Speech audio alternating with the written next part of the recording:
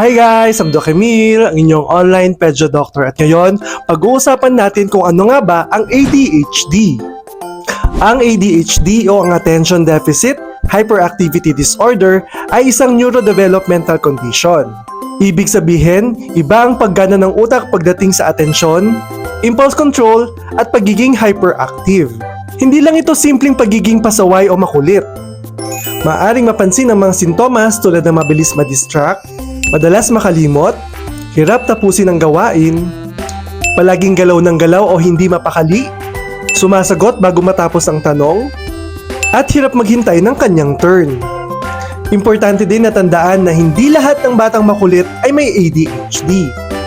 Kailangan na ang mga sintomas ay tumagal ng hindi bababa ng 6 na buwan at nakakaapekto sa kanyang performance sa bahay, sa school at pakikihalubilo sa ibang tao.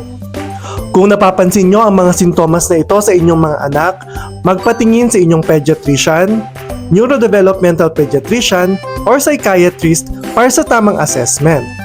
Tandaan, ang batang may ADHD ay hindi tamad o pasaway. Kailangan lang nila ng tamang pag-unawa, suporta at gabay. Bye! Sana may natutunan kayo!